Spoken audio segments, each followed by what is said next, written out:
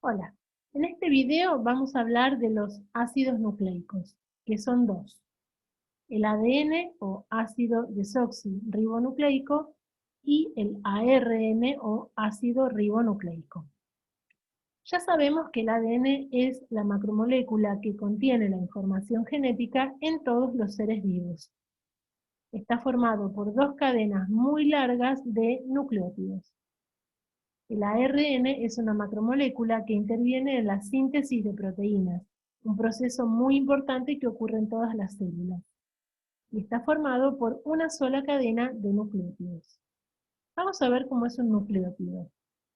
Esta molécula tiene tres partes: un grupo fosfato, una pentosa, es decir, un azúcar de 5 carbonos, y una base nitrogenada, que es una molécula que tiene el elemento nitrógeno.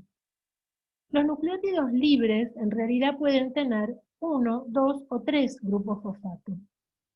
La pentosa puede ser ribosa, como la que está en el esquema, o desoxirribosa, que es una molécula igual a esta, salvo que no tiene este grupo oxidrilo. Y la base nitrogenada puede ser una de estas 5: adenina, guanina, timina, citosina y uracilo. Como ven, estas moléculas están formadas por un anillo o dos anillos, y todas tienen, como decíamos antes, el elemento nitrógeno. Tanto el grupo fosfato como la pentosa como la base nitrogenada son estructuras muy polares, y por lo tanto los nucleótidos son moléculas muy polares también. Los nucleótidos que forman el ADN o desoxirribonucleótidos, como este ejemplo, tienen como pentosa la desoxirribosa, acá falta el oxidrilo, y tienen como base nitrogenada adenina o guanina o citosina o timina, como la del ejemplo. En estos nucleótidos nunca vamos a encontrar la base nitrogenada uracilo. En cambio, los nucleótidos de ARN o ribonucleótidos, como el de este ejemplo, tienen como base, como pentosa, la ribosa, y como base nitrogenada, adenina, guanina, citosina o bien uracilo, nunca timina. Decíamos antes que los nucleótidos libres, es decir, cuando no están formando parte de una cadena, pueden tener 1, 2 o 3 grupos fosfato. Esto nos va a ayudar a nombrarlos.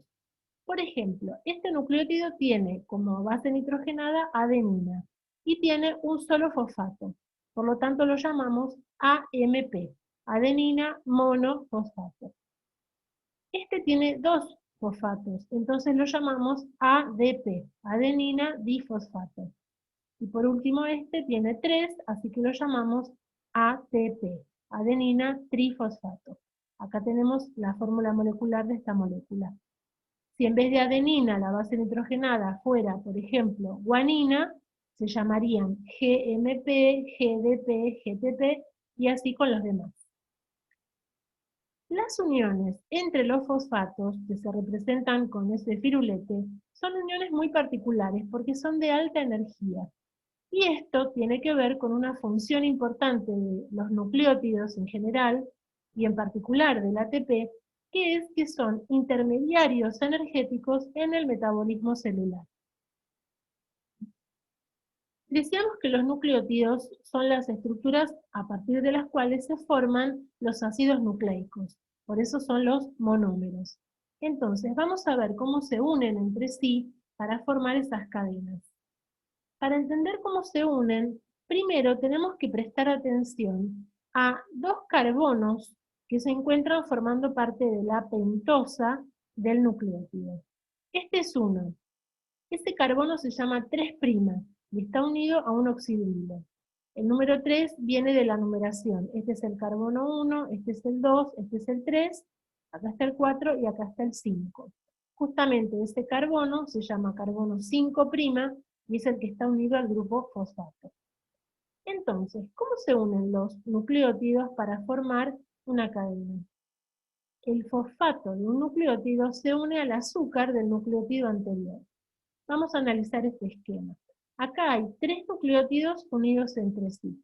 Acá abajo hay un nucleótido que tiene como base nitrogenada adenina, luego la pentosa, en este caso desoxirribosa, y el grupo fosfato.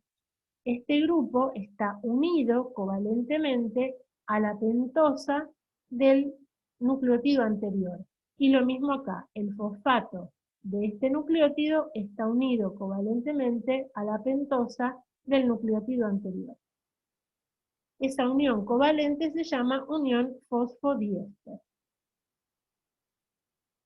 Vamos a ver distintas representaciones de cadenitas de nucleótidos.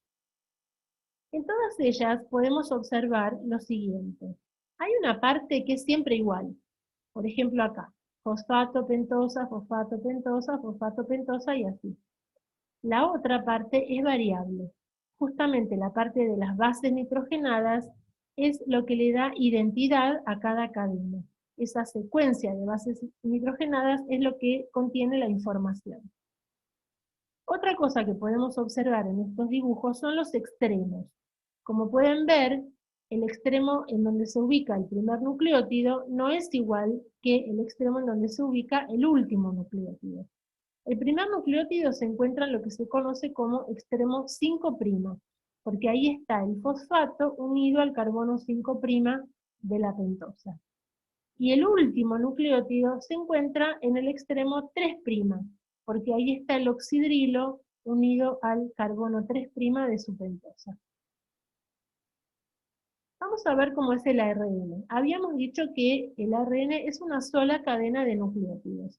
Entonces, simplemente, muchos nucleótidos unidos entre sí, uno a continuación del otro, mediante estas uniones fosfodiéster, forman una molécula de ARN. Acá podemos darnos cuenta que esto es ARN porque tiene uracilo y porque las pentosas son ribosas. Habíamos dicho también que el ARN interviene en la síntesis de proteínas. En realidad hay distintos tipos de ARN que intervienen en este proceso. Este proceso consiste someramente en copiar la información que se encuentra en el ADN y luego usarla para fabricar una proteína. Entonces, ¿cómo interviene el ARN en este proceso? Esta molécula es una copia de una parte del ADN. Es un tipo particular de ARN que llamamos ARN mensajero. Esta estructura que está acá es un ribosoma, que es el lugar donde ocurre este proceso, la síntesis de una proteína. Si observamos de qué está hecho un ribosoma, vamos a ver que aquí adentro hay otro tipo de ARN que se llama ARN ribosomal. Y por último, tenemos estas estructuras pequeñas llamadas ARN de transferencia, que son las encargadas de llevar la materia prima al ribosoma para que se pueda fabricar la proteína.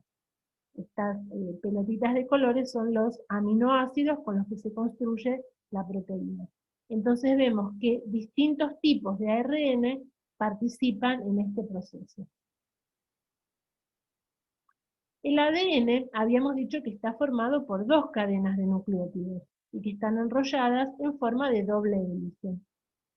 En este esquema podemos ver que la parte constante está en violeta, es lo que sería la pentosa y el fosfato, pentosa, fosfato, y en la parte central están las bases nitrogenadas. Si pudiéramos desenrollar esta doble hélice y ubicarla en un plano, veríamos algo así. Acá podemos observar algunas cosas más. Por ejemplo, si observamos los extremos, vamos a ver que esta cadena tiene el extremo 5' arriba y el extremo 3' abajo. En cambio, la otra cadena está al revés. Por eso decimos que las dos cadenas se ubican en sentidos contrarios o que son antiparalelas. Otra cosa que podemos observar tiene que ver con las bases nitrogenadas que están en el centro. Las bases nitrogenadas de una cadena interactúan con las de la otra mediante puentes de hidrógeno. Estas líneas de puntos son puentes de hidrógeno entre las bases de ambas cadenas, que hacen que esas dos cadenas se mantengan unidas. Pero no lo hacen de cualquier manera. La adenina siempre se une con timina y la citosina siempre se une con guanina. Por eso decimos que las dos cadenas son complementarias entre sí.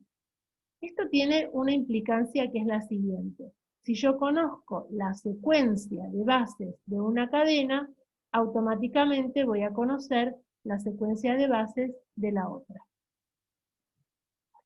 Por último, vamos a mencionar 3 características importantes del ADN. Una ya la habíamos dicho, contiene la información genética, que no es más que información para fabricar proteínas. Este proceso es justamente el proceso en el que decíamos que interviene el ARN. Otra es que el ADN se puede duplicar, es decir, que a partir de una molécula se pueden formar dos iguales. Esta propiedad del ADN se relaciona directamente con una característica de los seres vivos, que es la reproducción. Para que un ser vivo pueda heredar su información genética a la descendencia, esta información primero tiene que duplicarse. Por último, vamos a mencionar que el ADN puede sufrir mutaciones, es decir, cambios. Y esto, a lo largo de la historia de la vida en el planeta Tierra, está relacionado con el proceso de evolución y con la generación de la biodiversidad.